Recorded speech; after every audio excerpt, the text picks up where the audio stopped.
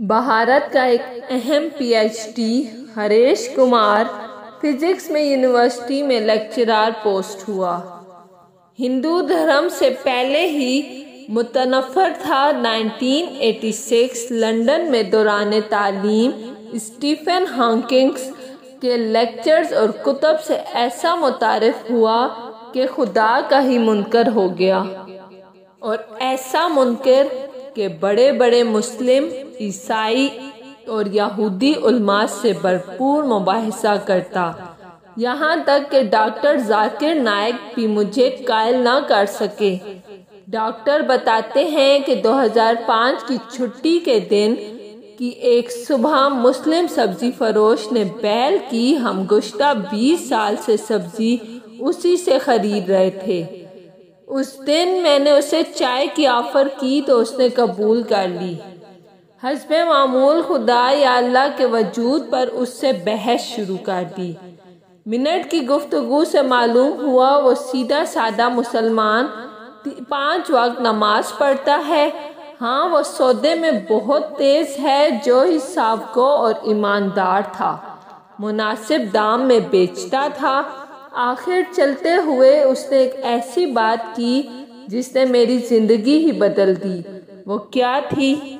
Doctor جی، تم نے خود بولا کہ تقریباً 6000 سے 10,000 سال سے انسانی تاریخ میں پیغمبروں کی کہانیاں چل رہی ہیں، اور سب کے سب ایک اللہ اور جنت دوزخ کی بات کرتے ہیں، اور سائنس مرنے کے بعد کے حالات کا جواب ہی نہیں دے سکتی۔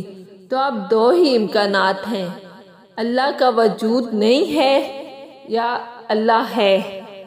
اگر تو اللہ کا وجود نہ ہوا تو مرنے کے بعد ہم دونوں برابر ہوں گے، لیکن اگر آگے جا کر اللہ موجود ہوا آپ تو پھر پکڑے جائیں گے۔ دونوں صورتوں میں فائدے میں کون ہوا، آپ خود ہی فیصلہ کر لینا۔ اس لیے بہتر یہ ہے اللہ کو مان لیں اور اس کے کہنے پر چلیں۔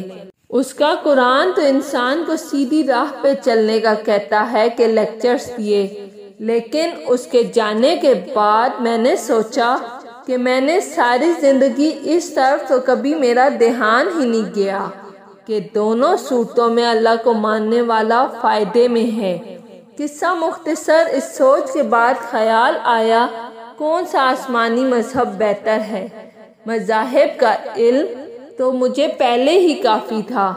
ڈاکٹر ذاکر نائک کے ایک لیکچر میں 1400 سال سے پورا قرآن مجید کا حرف بحرف ایک ہونے کا سنا تو انگلینڈ میں کرسچین مشنری ادارے سے اس کی حقیقت دریافت کی تو سب نے اس بات کی تصدیق کی۔ الحمدللہ آج مجھے اور میرے سارے گھر کو مسلمان ہوئے 15 سال ہو گئے۔ میں اسلامی تعلیمات کے لیے کیرلا شفٹ ہو گیا۔ میری 3 بیٹیاں حافظ قرآن ہیں اور اللہ کریم نے میری زندگی ہی بدل دی، لیکن اس سبزی والے سے دوبارہ میری ملاقات نہ ہو سکی۔ لیکن میں نے قبول اسلام کے بعد اپنا نام بھی عبدالاحد رکھا کیونکہ وہ ایک سچا مسلمان تھا۔